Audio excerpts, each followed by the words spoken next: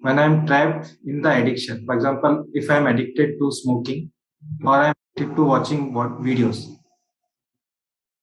what I have got from your previous answer is it's through valor and through intelligence.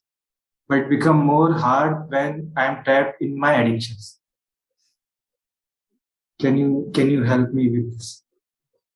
When the addictions are involved? No, you see, you have to first of all respect the fact of your addictions. They are doing you some good. Those things you are addicted to exist because you have nothing better in your life.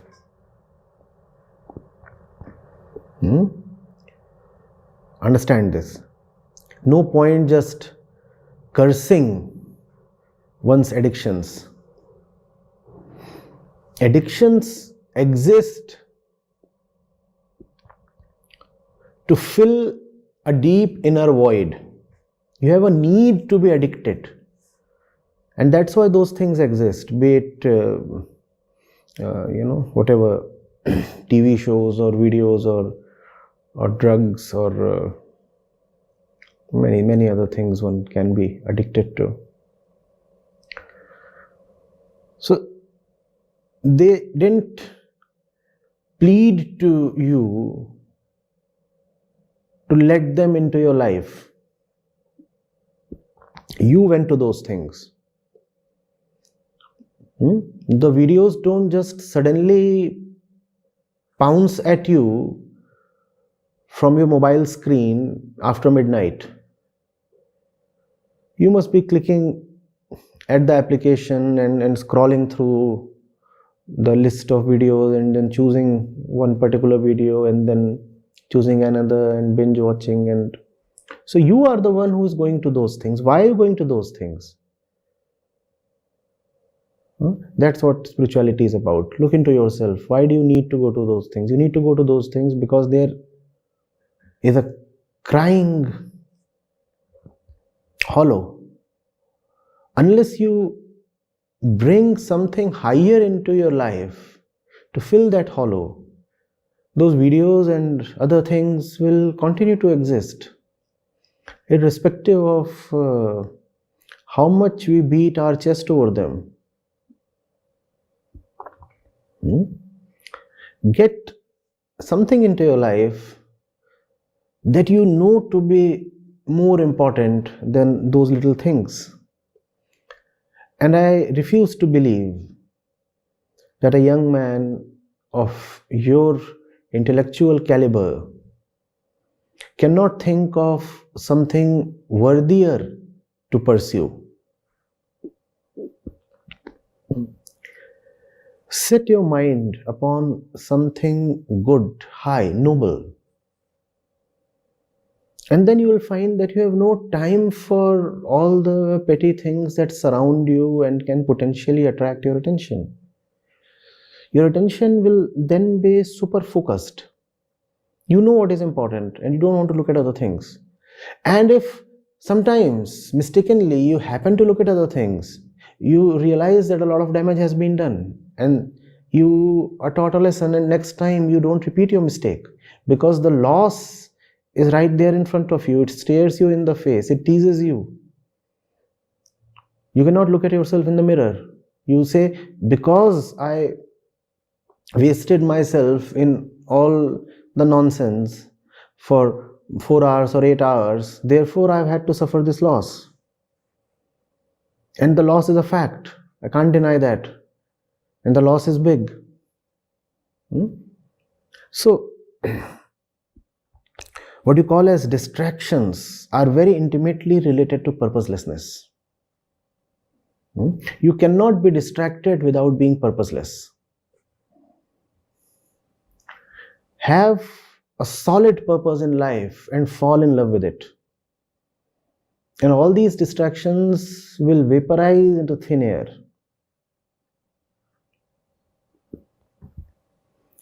Am I making sense? Are we together? Very much a challenge. This must be. So you don't even require to be counseled. Ask yourself, what is the highest you can think of? What is the most beautiful you can think of? And why is it not worth committing yourself to? If it is indeed high and beautiful, give yourself totally to it. Yes? And then, even if you have to go to, you said Netflix, etc., you'll go with a purpose. It's not some kind of a heinous crime to watch videos or something. But you will remember the purpose. You will know why you are going there. You're not going there to waste precious time. Even in there, the mind somewhere is remembering what the purpose is. Why are you watching something? There is a lesson. There is a learning somewhere, and that's why you are watching that. So, wisdom is not about do's and don'ts. Do all the good things, read books, read newspapers, read wisdom literature, meet good people, travel to beautiful places, and don't do bad things. Booze, drugs, sex. No, this is not to be done. This is not spirituality. This is just very superficial and jaded kind of morality. To be spiritual is to know what your central need is and then chase it wholeheartedly. Spirituality is thrill and adventure. And you don't mind what your chase leads you into. It takes you to riches, you travel through riches. It takes you to poverty, penury, you don't resist being a beggar for a while at least. It takes you for a while into an existence of solitude. You don't mind being alone. It requires you to move into public life. You accept that without resistance. None of all these things are important. What's important is that you identify your purpose in life and live only for its sake. All else is trivia.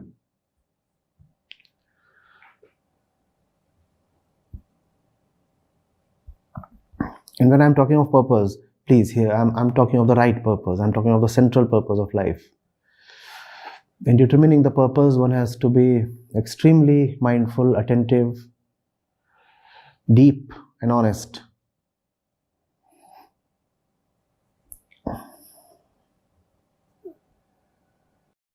Acharya, may I add the same question? Yes, please. Regarding purpose, Acharya, for me it is more meditation. It gives me the immense pleasure, but it also makes me disinterested towards other activities of my life. And is this okay? And because it also affects my social interactions, my family responsibilities, my academics also. You have to ask yourself. Ultimately, you are the judge. It's the pleasure that you get through these videos or addictions, the highest that you can get. And if you will, with conviction, say this is the highest pleasure possible to me in life, I'll say go ahead and just drench yourself in your addictions. Because what I'm calling as the purpose of life is also in another way called as joy. In one sense, joy is not pleasure. In another sense, joy is beyond pleasure. In another sense, joy is the highest pleasure possible. So, very crudely speaking, yes, top class pleasure is indeed the purpose of life. But the pleasure that you are getting through your addictions, is that really top class? Only you can answer. And I leave it to you. How can it be top class if it is leaving you mired in guilt? How can it be top class if it is not giving you clarity about stuff? You do not know how to choose between your responsibilities and your self-interest. You probably also do not know what responsibility really means. One characteristic of joy is that it comes with clarity. And that's the difference between pleasure and joy. Pleasure requires the sacrifice of clarity. You typically get pleasure only when you are in a drunken and befuddled state of mind. Otherwise, pleasure is not possible. Look at people when they are having pleasure. Are those the moments of their utmost clarity? Are those the moments of their deep wisdom? In fact, people get drunk specifically to have pleasure. That's the thing with pleasure. It cannot coexist with clarity. Joy, on the other hand, is an inseparable accompaniment of clarity. Joy and clarity are the same thing. If your pleasures are not bringing clarity to you, then there is a lot of work you still need to do. Don't get stuck. I can only assure you from my position that higher pleasures are indeed possible, and that it is your responsibility towards yourself to go for those higher pleasures. When better things are possible in life, why settle for lowly ones? Makes no sense, right? You have one life.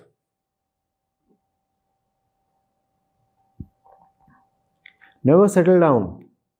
Keep aiming for the higher than the highest you have known. And irrespective of how high you have come, something higher still remains and beckons. Respond to its call.